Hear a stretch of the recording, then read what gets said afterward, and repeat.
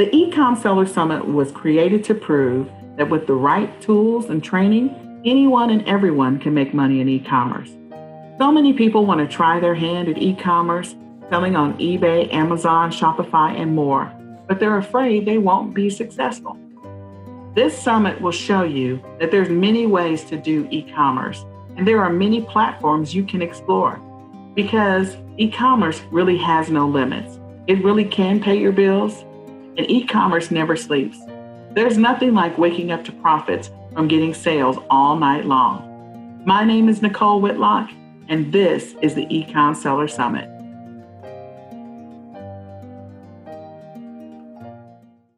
Before we get started, be sure to take notes during this session.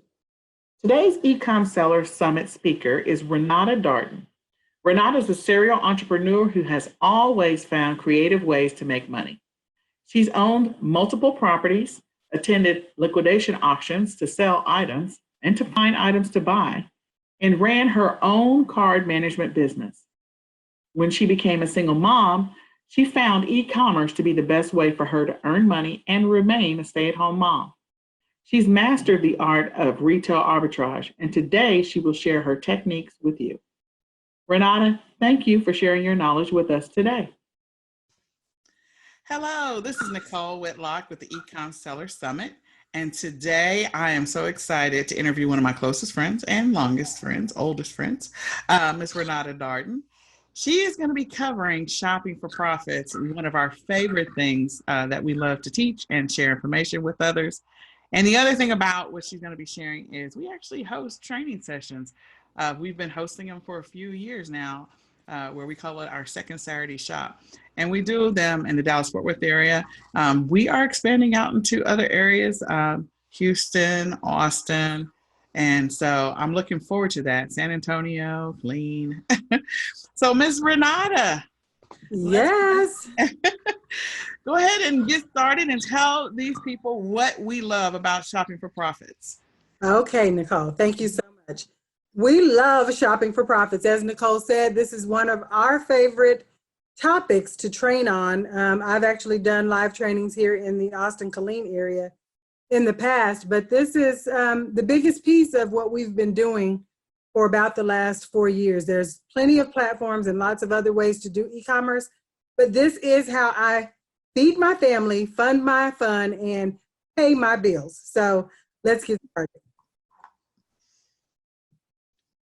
So I know any of you that have been in corporate America have always heard the ABCs, always be closing.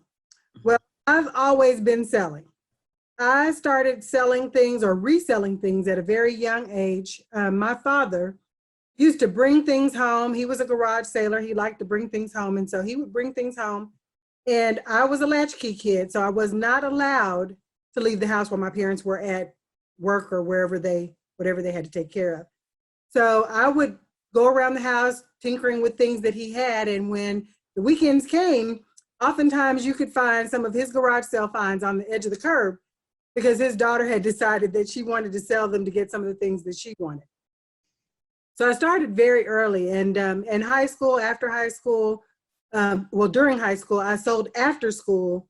I sold candy. I sold things that, high schoolers would want. And then after college, as a young adult, I actually started buying auction items and reselling those. And it was long before the internet days that as we know them now. So a lot of times I would take out ads for those things, and I had some very, very good profit even in the early 90s.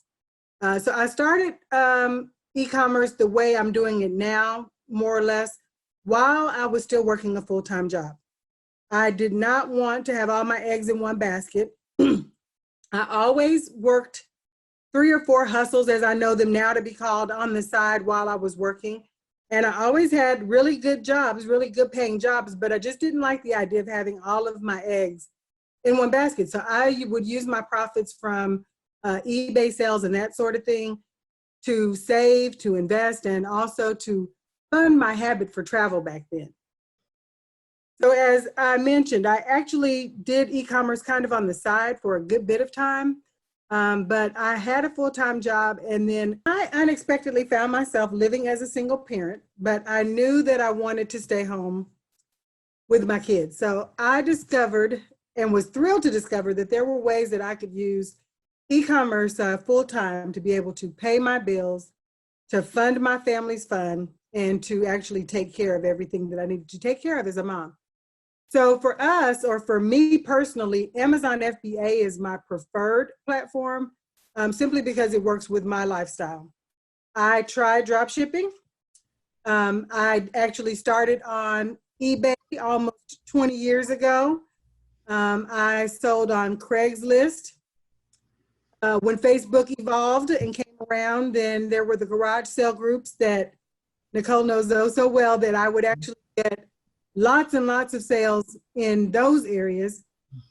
When the mobile apps came out, 5 Mile, OfferUp were some of my favorites. But with Craigslist, Facebook, and those mobile apps, my least favorite thing was having to go out and meet people or trying to get people to come to my house to pick things up.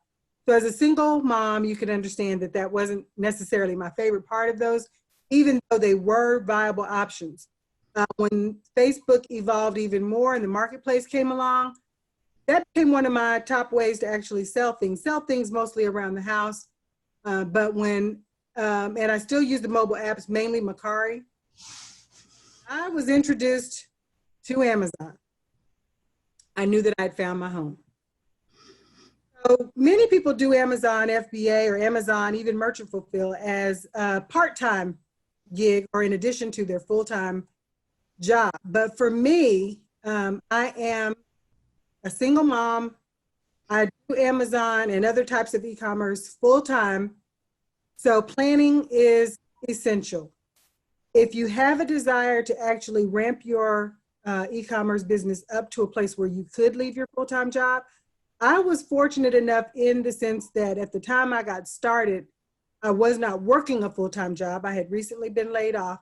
And so knowing that I didn't want to go back into corporate America made it easy for me to really throw everything into this. But if you work a full-time job, it is still very doable. You just have to know you must plan for this. You've got to have a budget for your business.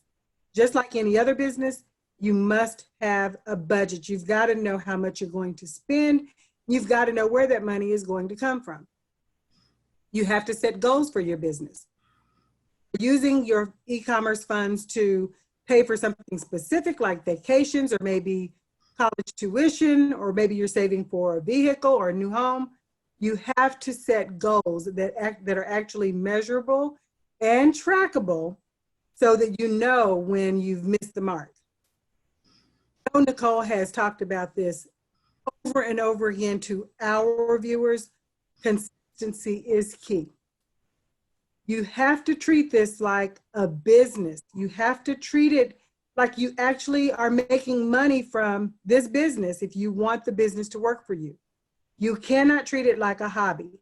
I have a set schedule that I work around. I have let me go back. I have a set budget. And for me, because I use this for all of my expenses, my family budget is my business budget. I have other business things that have to come out of that prior to me being able to meet the needs of my family. But it's an easy budget for me. I know how much I've got to make to cover my monthly expenses. So those are the goals that I set. And for consistency, I typically shop on Mondays, and I do my research on Sundays when the ads come out. I shop on Mondays, and then I take some time after I get my shopping done to actually bag and tag. Throughout the week, we have a very busy schedule. And ideally on Friday, I'm actually shipping things out.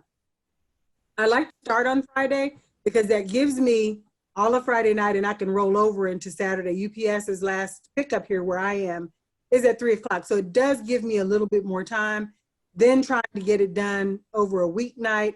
All the kids' activities in the middle of that, stopping and starting, stopping and starting. If I start my bagging and tagging on Friday and it rolls over, then when Saturday comes, I'm done. And then Sunday, I can start the cycle again. So just remember, consistency is key. And then lastly, do not give up. You have to be persistent about this. There will be obstacles, there will be challenges. None of them are insurmountable. We've got story after story after story of people that have had their accounts shut down, that have run into other issues with wholesalers, with suppliers, with things not being available. Thankfully, I've never had my main Amazon account shut down, but there have always been challenges that come up. You've got to be ready to face those, to figure them out, to find solutions, and to keep going. This is a business that we want to show you can work for anyone. So just keep that last point in mind. Persistence and tenacity are key. You have to be consistent in your work. You have to be really about your business in terms of you're going to do this and you're going to do this, want to do this full time. You've got to be serious about it. Now, I was going to ask you a quick question. Should people have business goals in addition to, like, I'm going to try, my goal is to get X number of inventory items off to Amazon, or get X number of inventory items listed in a week, or get X number of whatever that happens to be? Should people have business goals? Absolutely. Business goals are essential as well.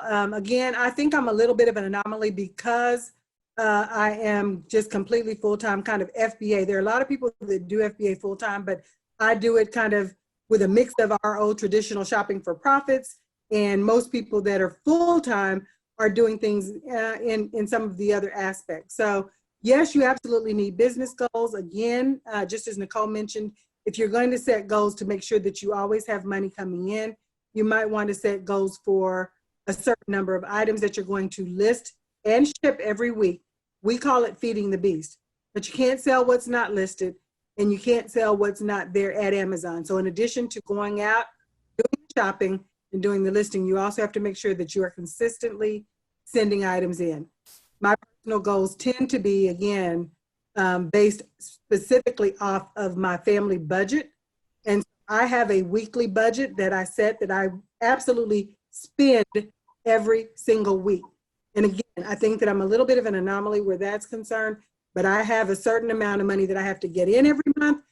So I also have a certain amount of money that I know that I have to spend every single month in order to meet that goal. So I have weekly budget goals, but I have weekly spending goals as well. What I do is I find items that I know I can sell, and I spend until my budget is gone. So if I run out of a certain item, then that means I need to look for additional items that I can actually source and send in. All right. So why sell on Amazon? If you've been selling on eBay, or if you've been selling on any of the other e-commerce sites, whether they're the mobile sites or whatever you're using, now it's time to look at maybe how do I scale my business, or how do I grow my business? When you look at Amazon, and I like I said, sold on many sites before coming over to the Amazon scene. The only thing I can say is I wish I had come sooner. So Amazon sells on their site over 45 million products, and they ship worldwide. So when you look at the availability of, us not crossing over into someone else's niche, or us not actually flooding the marketplace with the same types of trending items or popular items, everything sells on Amazon. One of my favorite things to say when we are doing live trainings is everything sells on Amazon. It really is just a matter of how long it's going to take. So for me, when I started looking at doing this full time and needing to ramp things up from a monetary standpoint, Amazon just made sense. Everyone goes to Amazon. It's the go-to spot when you're looking for something. And I wanted to make sure that I had items there for people to buy. So many people that I speak to do not realize that as a third-party seller, more than half of the Amazon sales are coming from people just like you and me with our own businesses that are selling on Amazon. So here's just a quick table, but in most recent quarters, it's always been just over half. And I see that it's growing. So I would expect that the end of 2018, it's probably even more, but these were the last numbers that I had that were available to me. So in the fourth quarter of 2017, 1.83 billion with a B, was made by Amazon. So half of that half of those sales being from third-party sellers, means that over $930 million was made by third-party sellers. So if you want a piece of a pie, it might as well be a really big pie. That's how I'd like to look at it. Yes, definitely. So let's get into finding things to sell when you're shopping for profits. This is always a very big question. All shapes and forms, like what do you sell? How do you list it? Where do you find it? All sorts of things. And I will tell you that there is a lot of trial and error if you don't, if you're just getting started. There are a ton of places that we go, but I like to tell people when I'm training live that if you don't have money to go out and spend on inventory, I got started on Amazon just scanning things right around my house. I have tons of examples, but in the interest of time, I will just say that I got started and realized that some of the first thing, well, we'll get to that slide later, but one of the main things that I like to look at when I'm looking to sell something is, does it fit my budget? So when I was walking around the house, obviously the things that were in my home that I had already purchased, they were in my budget. So there were a number of things that were in my home that were still in boxes that had never been used. I scanned those and found some really good finds there. But I'm going to share with you one of my favorite examples in just a minute. The other thing that we do is we go to retail stores. We've got some favorites. You don't have to go to a Macy's or to a Nordstrom rack to find good deals. We go to retail stores like Walmart. Love the Walmart clearance aisle. I know we've got some cohorts that do very, very well with Walmart. Walmart clearance is probably where I source about more than 70% of my items. We also can source items right from the Dollar Tree, Dollar General, Family Dollar, any of the dollar stores where you can find items that are inexpensive. They're great things to get started with when you're shopping for profits. And as we get into how you can actually tell if those items are good, you'll see that you can find items just about any store you walk into. The other thing that we do is online research. As I mentioned, on the weekends, I will get the ad normally through online ads. I don't normally go out to the store to pick up an ad, but I will browse all of my local stores to see what's on sale this week. That includes my Walmart, but it also includes Target. It includes Big Lots, the Walgreens. We actually have Walgreens and CVS here.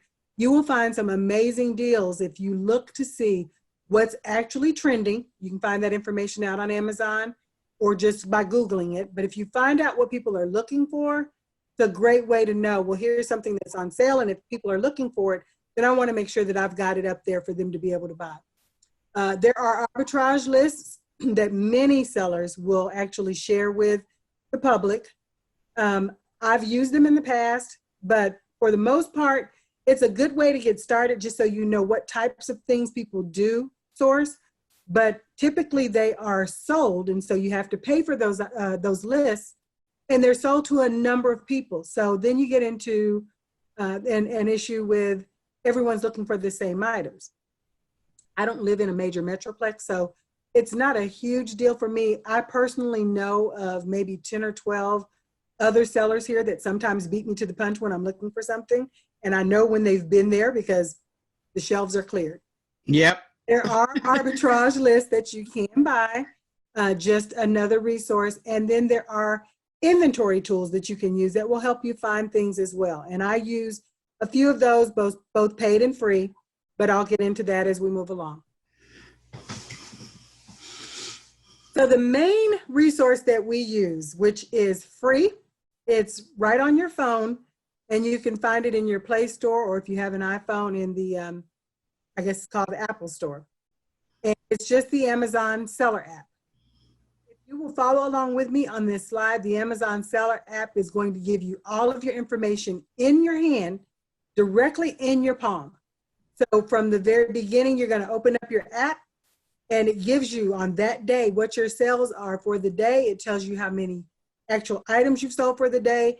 And with Amazon, if you are a professional seller and you're selling quite a bit, we actually get paid, depending on when you started, but every 2 weeks. So everyone's schedule is kind of their own schedule, but it will tell you when your next check will be dispersed and what day that's actually going to be on. It takes a few days to become available depending on your bank, but it gives you your history for the last, and you actually can change your settings on this, but this is the typical one that I use, but it gives you your history for the last month, this month so far, and then your year to date or the last year. So it'll tell you if you're up and down, up or down from last year. And I love to see the percentages climbing.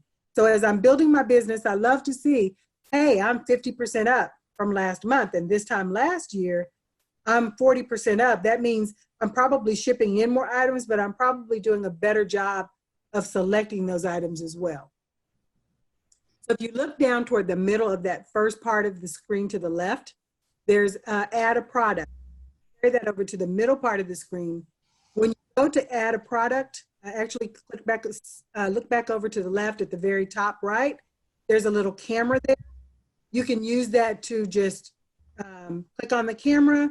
The app pops up. You're able to see the item that you're looking at. And if you hover over the UPC code, it will pull up exactly what that item is doing on Amazon. If it's listed, the BSR, which we know to be the best sellers rank, and actually how many sellers there are.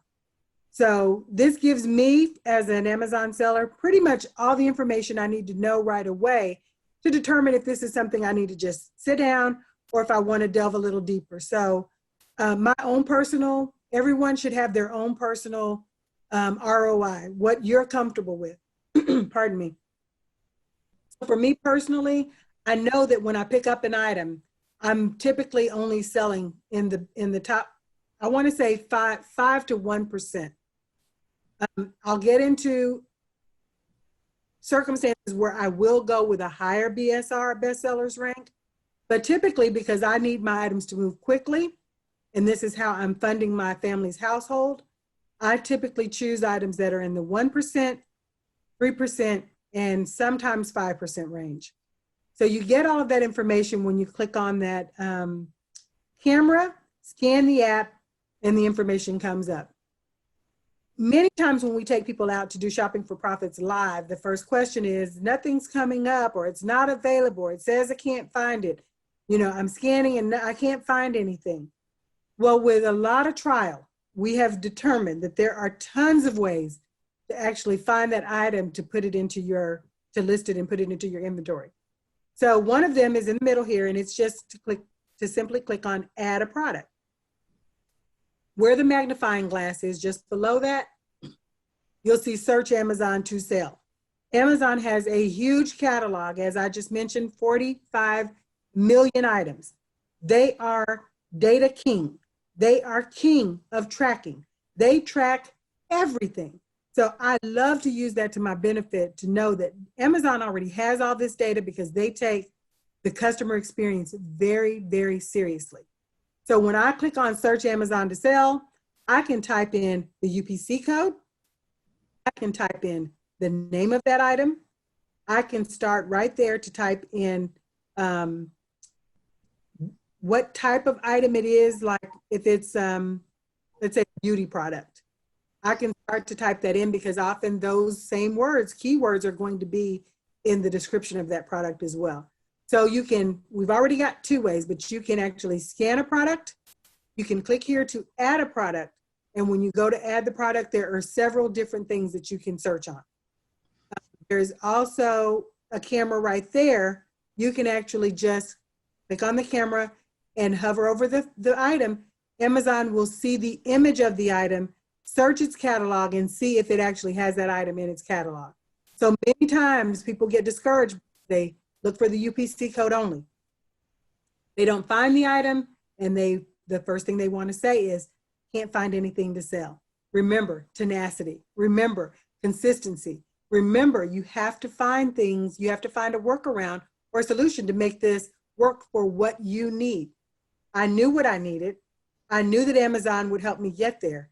And so this seller app is one of the main tools that we use. When you go to click on a product and you go to add it, and there's the you type it in and it comes up and it says restricted. We've seen that a ton of times, and don't be discouraged. One of the things I like to tell people to do is, although Amazon does like to keep a very clean, concise catalog, many times there's more than one listing. This is where it will really pay you to start typing those items in, because if you scan on the UPC code, doesn't come up or it pops up restricted, for me personally, instead of just typing in Marvel 6-inch Legends, I would start typing in, I would leave Marvel out because that may be why it's restricted. But if I know what type of product this is, I would start typing in Captain Toys. I would start typing in collector superheroes. Those sorts of things are going to give you different results than simply scanning the item or simply typing in the actual title of the item verbatim as you see it on the package. Amazon's catalog is very thorough, but sometimes things do slip through. So if you can find that many people have been restricted on this and there has already been a workaround, then you can actually list this item if you can find a different listing that's not restricted. So to give you an example, this might be restricted because of the brand. If the brand name is not listed in the title and the person lists it successfully, you're able to hop on that listing and sell right along with the people that are currently selling it. When you look at the item after you have listed or after you have clicked on product details, over here to the right, you see a little caret that will take you into the details. At this point, you can actually type in what you want your price to be. The good thing about this is you set your price. The market drives the price, but Amazon is going to allow you to share the buy box with other sellers as long as your price is reasonable and your metrics are good. So you type your price in, just this field with the Amazon FBA fees if you send that in.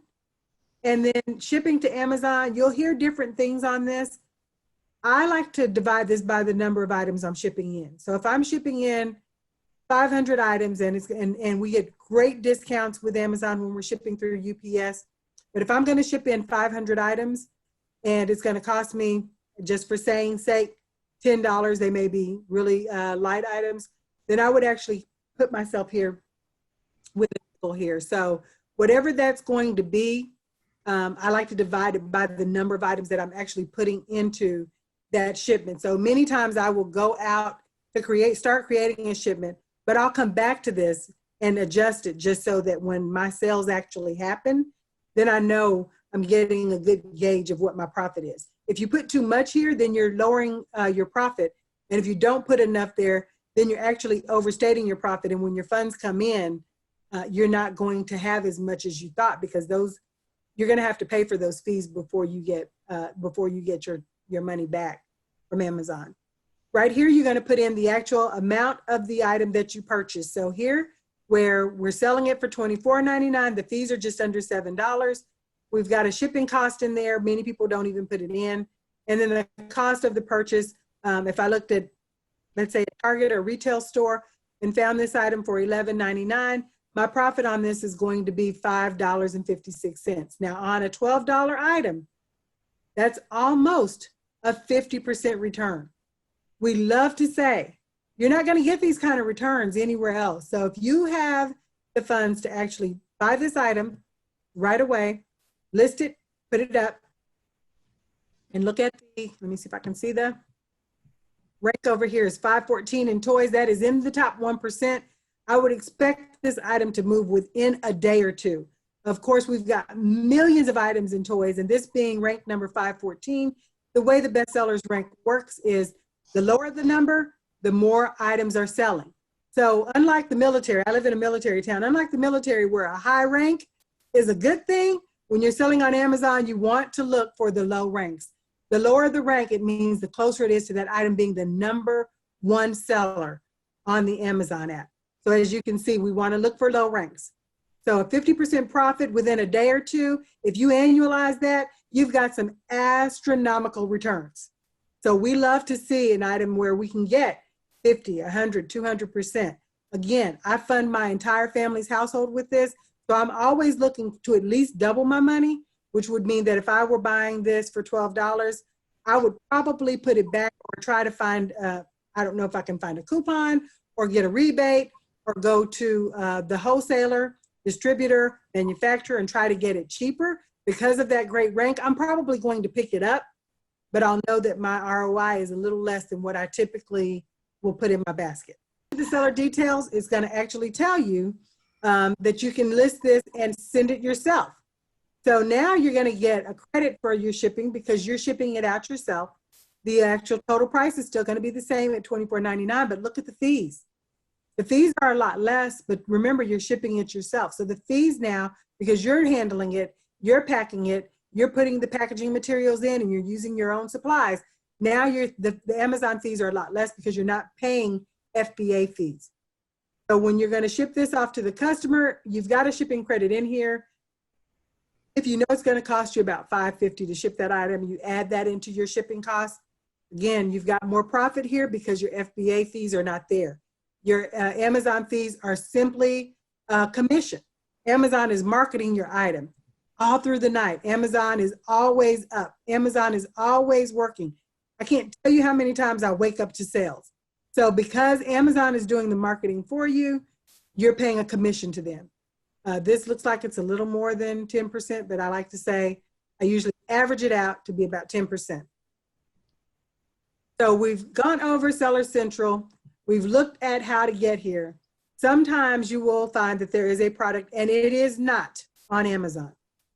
I like to say never fear, because where there is not a product, there is always opportunity. So here what I would do is I would actually go in and click a brand new product, something that is not being sold on Amazon. I'm going to put either a name, a UPC, an ASIN, or if it's a book, an ISBN. I'm going to put that in there. And then when I actually go to list it, all of the same information is going to come up for me to be able to put in the information. I'm going to tell how much I want to sell it for. I'm going to tell a brief description of the item. And when we do this with a lot of trial and error and a lot of help from mentors and research, we know how to get the keywords in there so that this item will actually begin to rank on its own. Personally, because I do need my items to move very quickly, I have a model where I typically only will buy items that are already ranked and listed selling on Amazon. I do have a few tips and tricks where I will actually try to get my item seen more often so that I can sell it more if it's a good selling item and there's a lot of it that's available. So let's go back just a second. We looked at a few different steps, but let's summarize those. The first thing that drives my purchases is it in my budget? That doesn't matter if I'm looking online or if I'm in a store. The second thing is going to be, well, can I sell it? We saw that there are often some restrictions on some items. So when I click on an item, sometimes it will say listing limitations will apply. But if I click on that and below that comes sell yours, then I know I'm approved to sell it. I will go ahead and sell it. Once that item pops up, I like to look at the historical data. Just because it's selling really well now, it could be a seasonal item. It could be an item that's not selling really well now because it's a seasonal item, or it could be that this item only sells around a certain time of year, not necessarily seasonal, but it could be a certain holiday. A good example, and I think I have it later in the slide, but Father's Day.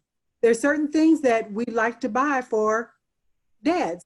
So sometimes tools, which sell year round, but certain tools may have a much better rank around Father's Day. The closer we get, the lower the rank. People might start buying for Father's Day right after Easter. So we get a lot of different ideas in terms of what to buy, when to buy it, when we look at the historical data. I use a few different tools for that. Most of the tools that I use, I will tell you up front, are free. So as you see me go through some of the slides, just know if it's not free, if I am paying for it, there is a free version. I started out with all of this spending very little outside of a business budget because I knew that I needed everything to come back into my family. Now if you go back just one slide, I was gonna point out something that was pretty, two slides, sorry, two more. One more. on the side where we have like, we're looking up Captain Marvel figure, you can see the rank as you are scanning when you're in the stores. You see the first one's got the 500 rank, and the other one below that has a 3000 rank. And so the fact that that those two items alone, and if we were to keep scrolling on your phone, on your app, you probably see that several of the Captain Marvels have an amazing rank. And the reason would be, of course, the movie is coming out this weekend. And, Marvel has done an amazing job marketing their products. Like every single one of their superheroes is going to be a figurine. And there's going to be all kinds of Marvel stuff coming out. So sometimes that's also a hint as I'm looking at stuff and I see that the item I'm looking up has an amazing rank, meaning the numbers are lower. The higher the numbers, the slower it is selling. The lower the number, the faster it is selling. So these two have low numbers, and the one below that I'm sure has low numbers as well. So if I see something that is moving like that, that will also give me ideas as I go into other stores. I'm going to start looking for this thing if I can sell it. So just was going to point that out.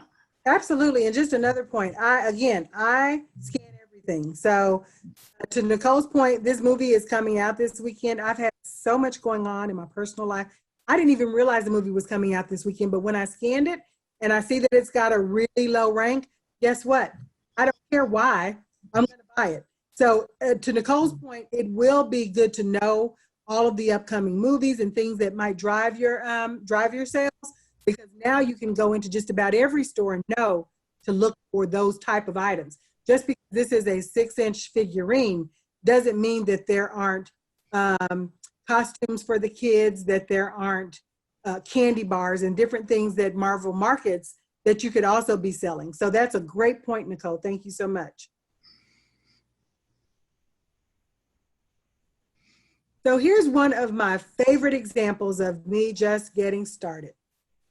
So I live in Texas, and in Texas, I'm not Texan, in Texas, Texans love their spicy ketchup. And so I'm not a huge fan of ketchup in general. So I went out, I bought ketchup, I had ketchup in my home. And when I first got started selling on Amazon, this was one of the items that I scanned because it was in my home. It had not been opened, and started scanning things. And so when I pulled up spicy ketchup, Whataburger is an actual chain that is local to Texans. Just keep in mind, if you live on the East Coast and there are things that you can only get on the East Coast, if you live in Louisiana and there are things that you can only get in Louisiana, same thing with the West Coast or the South. We live in a time now where people are always moving away from home. But when I move away from this, I still have a desire to get the things from home. So even though I'm not Texan, I've been here for more than 20 years, and I know how crazy the Texans are about their spicy ketchup. So I almost fell out of my seat the very first time I decided to scan around my house to find things to sell, and the Whataburger spicy ketchup comes up. Look at this particular item. It's got a sales rank of 18,873, which in the grocery category, which is what this is in, is actually very good. See that there are listing limitations on this. I had been selling, like I said, on Amazon, even years ago, one-off items. So I wasn't subject to a lot of the restrictions that many of the newcomers were. But when you click on this, it says that there are limitations apply. And if you were to click on that real time, you would see if you were able to sell it or not. It would tell you to either apply for approval, or in my case, you see that it says sell yours. Guess what I did? I clicked on sell yours, and then I decided I was going to list this item. I had been mentored well enough to know that just a good rank is not the only thing we look for. This item only had 4 sellers on it, which is amazing. So this is an item that with coupons, which I can almost always find coupons because they sell it in our local stores. I usually buy this item for about $2, and buying it for $2, I knew, one, it was in my budget. So when I go to check for historical data, this is actually on a tool that I use. It's free. That's called, and I can go here. It will actually show me deals, which I can actually use to source, and it actually tracks what I've actually saved here. But I like to come here to the data, and when I clicked on data with that UPC code, several items came up. So imagine my surprise when, although I only had a few in my pantry, I knew I could go get more. When I saw that the 1-pack had a rank that was half of what the 2-pack was, I think when I was looking on the other screen. So here, I'm going to be able to sell it twice as fast and basically make twice as much. If I were selling it in a 2-pack, I'm going to sell it for the same price as if I were selling it here. So I would sell it, if I were selling 2 of these, and my price obviously would not be the same, because again, I'm doing this full time for my family. So I need my items to move quickly, but I typically will list my items above the halfway mark with other prime sellers. I'm not trying to be I never want to be the lowest price. You'll hear different stories from different people on that. I never want to be the lowest price, because that means I'm leaving money on the table. But I also don't want to be the highest price, because as Amazon is cycling through and determining whether or not a person's metrics are good enough to get the buy box, I'm waiting, and that item is sitting and not selling. So just take a quick look at this. But Keepa tells you, gives you an image, gives you a title. It tells you what the current rank is, it gives you a 90-day average of the rank, and it even gives you the stars. We like items that have a lot of stars. We don't want people that are not happy with products, no matter how much they're selling for, how often they're selling. And then we can look and see how often the price is actually changing. This to me is indicative, because the price isn't changing very often on these, that it may also have just a few sellers. I'm one that changes my price just about every time I get a sale, just because I want to increase my profit. But when the price isn't changing very often, many times it's because it's been sitting with the same seller. You get the same information over here. You get the current price, you get a 90-day average, and then you get the current buy box price. So Keepa is one of those free tools that I do like to use. We are not here to market anyone else's tools, but if you want to know, there are a ton of free tools out there that you can use to get the historical data and all of the analysis that you need to make sure you're getting a good deal that will actually sell. So going off of my same example, oftentimes the question is, well, okay, I see it. I see it's got a good rank. I see there aren't very many sellers, but how do I know if I should buy it? I use an actual free tool, Jungle Scout. It is a paid tool, but this part of Jungle Scout is free. It's the Jungle Scout Estimator, and it's just junglescout.com/estimator. And the only thing I'm going to do, I pulled this straight from Keepa. The best sellers rank, which was 99.43. It's going to ask me what market I'm in, and then I'm going to tell it what category. 330 of these are selling every month. 330, and there were only 4 sellers. So we're going to go, should I buy it? Absolutely. So when I put that information into Jungle Scout, I come up with the fact that there are only 3 sellers now. When I was selling, I think there were 3. And if they keep their metrics up, that's about 110 sales per month for each of us. So I made about $5 off of each of these items. That was after my fees. And so that was about $500 a month for one item. So imagine what happens when we find 10 of these. $500 a month off of one item. So again, we like to say e-commerce never ever sleeps. So what happens when we source the item? We list the item, we send it into Amazon, and then we sit back and we watch our profits. So when we talk about the high BSR, again, you'll hear people talking about the Amazon ranking. You do need to get familiar with the acronyms. So BSR is a bestsellers rank. It drives most of our numbers. Many people say that it is outdated, just looking at the BSR, but I will tell you that along with some of the items that I just showed you, I use the BSR as my primary indicator whether or not to buy an item. So if I mentioned that I try to do 5%, 3%, 1%, I try to stay in that range. But is there ever a time when I will buy an item that's on a higher end of the BSR? I will still buy an item if it goes up to about the 10% range. Sometimes it just makes sense for my personal business model. As I mentioned before, I tell everyone, everything sells on Amazon. It's just a matter of how long it will take. So if I know that I can afford to buy this item at a little bit higher BSR and hold it, then I'm going to take a second look at that item when there are no current offers, but it's ranked. That tells me that probably everybody just ran out of it.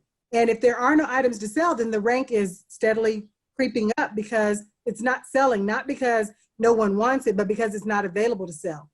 So if there are no current offers, I tell people very quickly when we're in the stores, if it's ranked and no one's selling it, you might want to take a look at that. That's not an incident where I would normally say, clear the shelves until I have done additional data analysis, looked at some other forms of data. But that's an instance where I would absolutely say, take a second look. Extreme pricing. Sometimes you will see items that are listed by just a few sellers and the prices are astronomical. If you run across one of these items, let's say it's an outdated video game that you know sold at the time for $5, and then because it's not necessarily available in the stores anymore, they're trying to get $70 for it when the retail price on it was literally only $5 a few years ago. But it's ranked. I'm going to take a look at that item because I can possibly grab that item, list it at a reasonable price, and sell it right away. So there are a lot of items that other people would look at as quote unquote duds. You're able to find those items and put them into your inventory and sell them. The other thing is if it's got a rank on it, especially toys, but if it's got a rank on it, but it's on the 10%, around the 10% mark, I'm going to look at it. If we're going into Q4, everything sells, but the volume and the speed at which everything sells is multiplied during Q4. So if I'm looking at an item and it's August and it's at the 10% mark, I'm going to take a second look at that just because I know when Q4 comes, I'm going to be able to list that item, send it in, and it's going to sell. So there are some times when, in addition to going out into the stores and scanning an item, that my schedule won't allow me to necessarily go out on my schedule to purchase those items. So I have a few tools that I use that will help me find items before I go out, so I don't have to go store to store necessarily looking for items that I know I can sell. So BrickSeek is another tool that I use. They do have a free version, but it is not very expensive monthly. I think I have maybe the $10 a month version, but they have trending deals. And so these are items that people are looking for. They're going to tell you that these are items that people are looking for. This one only shows up because I am a paid customer. But if you look at this, you might be able to find this item for as low as $3 and sell it for $50 or more. There are a few others on here, but for me personally, my business model is anything that I have to do more than maybe take a price tag off of and put in a bag is probably not going to work for me. We have a very busy and active lifestyle, so I don't do a whole lot of bundling. I don't do a lot of shrink wrapping and that sort of thing. So the item that caught my eye on this particular screen would be this one. It's got a much higher profit possibility. It's something that I know probably already comes in a bag, folded up. And if it doesn't, I can stick that in a bag, put my own label on it, and ship that right in. A couple of other things just to note over here. This is one of those that will look at different stores for you. I try to find items from my local stores, Office Depot, Target, Walmart, and Lowe's. I do use Home Depot. We don't have a Macy's here anymore, so if I want to drive a little bit, I will look at that. But look at the numbers on this, the number of items that it's able to find. So I have a Target right up the street, 11,000 items that it comes up and shows that there are trending items, that there are things on here that I might be able to look for and source from. So before I go out, I'm able to look and see, and I just pulled a few of them, but it goes all the way out as far as you want it. If you're willing to travel 20 or 30, 40, 50 miles, it's going to tell you exactly how many the computers say, that's not always accurate, but how many the computers say are in stock and what the price is in that particular store. So cut some of these off because this is actually an older item, but in case anyone was looking for the same items I was looking for in my location. But you can go out as far as you want. If you've got someone in other cities, you can change your zip code, call your grandma, your aunt, your whomever, and say, hey, go out to Walmart and look for this item. If you find it, I want you to buy them all for me. I've been known to do that. I've been known to send people labels through email, ask them to just put those labels on the item. I will print my FBA label up to ship from that location, and I'm able to get my inventory in. Again, keep in mind, these are very good examples of when you know that you've got a certain number that you've got to hit every month. I can't depend on just walking into a store and the things that I need at the ROI that I need them to be at are going to be available in the time that I have to scan. So this is another tool that I use. Tells me how much I can buy it for, what the percentage is, so it gives me a good idea of my ROI right from here, and then how many I can look for. So another question we get all the time.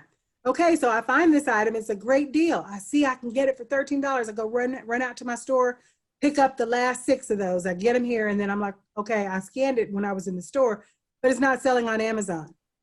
I do right click and a Google search. I can't do it on this screen because it's not live, but if I were to right click here, I would get, one of the options would be to search Google for this image. That's exactly what I did. I searched Google for this image and it immediately brought it up on eBay. I bought it for $13. It was selling for $54 or so, I think at the time. I believe that I listed it about $54.99, and it sold within 2 days. So again, there's tons of other things you can do to make sure that you get your sales out. You can't put all your eggs in one basket. Amazon pays my bills, it absolutely does. But when I have an opportunity to make some money on another item that meets my ROI, I'm not going to stop with just, I can't sell this on Amazon, so I'm not going to buy it. This came up immediately on eBay. My fees were about $5 on this one, and it cost me about $7 to ship it because I listed it on eBay. I paid $13 for it from the previous screen. Boom, as we like to say, 230% profit right there. This was an item, like I said, that I ended up making about $200 on in a few days. Nice. Okay, so another question we get all the time. I shipped all this stuff in. It was selling when I listed it, and now it's not selling. These are what I like to call my Amazon duds. It happens to the best of us. Sometimes someone will drive the price straight to the bottom. Sometimes the rank is good, like we mentioned before, because of the certain season or holiday that's coming up. And then you see that your item's not moving and your Amazon storage fees are just ticking up. I don't ever give up. So I'm gonna go take a look at Keepa and see if this item's not selling now. Is it something that's gonna come up in the next couple of months and start selling again because of a certain season or holiday that's coming up? I'm also gonna do, like I mentioned before, I'm gonna go look and see if maybe there's another product page that it is selling on. Oftentimes people will sneak one in there while my item's sitting up at Amazon. So I will go and bring my inventory back from Amazon and ship it back in after I list it under a different ASIN. Again, eBay. I started on eBay. I always go back to eBay. I will look on eBay just to see if it's selling, just to give me an idea. If it's not selling on Amazon, eBay will give me some of my own data that I can look at and find out maybe the price is too high. Maybe it's selling for cheaper over there. Maybe it's selling, but just not very quickly. And because there are so many sellers on Amazon, I just have to wait my turn. The other option is always, you can just take a loss on it. You can tell Amazon just to destroy it or get rid of it. That's never my answer. I can tell you that's never my answer. I always pull it back. I always pull my inventory back. I don't care if it's a dollar item. I'm going to put it in a bundle. I'm going to find another way to get that item to sell. Putting that one item in a bundle might make that bundle start flying off the shelves, and all of a sudden you've got a bestseller. Now your own personal item is ranked and selling on Amazon. And then there are always the other platforms. I have actually pulled inventory back just in the last few weeks and listed it on Mercari, and it sold right away. You've got a few different audiences, and so someone may be looking under different keywords on a different site, and we're gonna do that. Again, the key, do not give up. We want you to know, you've got this. You have to find someone that will go out with you and shop if you don't like to shop alone. You've got to find someone that will, share resources with you. Make it fun. I didn't like being in corporate America, and I didn't like to shop. So by me getting my family involved, me actually finding people to go out and shop with me, we will actually share information and split the product. If there's 50 of something and I want someone to ride 50 miles with me, I don't want to do it myself. When we get there, I'll give him or her 25 and I'll take 25. You've got to find creative ways to make this work for you.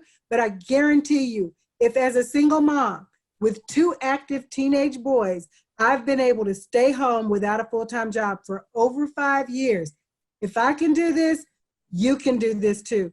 Do not give up. Remember your consistency and go out and crush it shopping for profits. I am so glad that you covered shopping for profits today. It's been a long journey for all of us. Shopping for profits has made a lot of money for Renata. I know for a fact she uses it to pay her bills. She pays her light bill, gas bill, electric bill. All of them. Fixes her car, pays her mortgage, all of that using shopping for profits. So we know it works.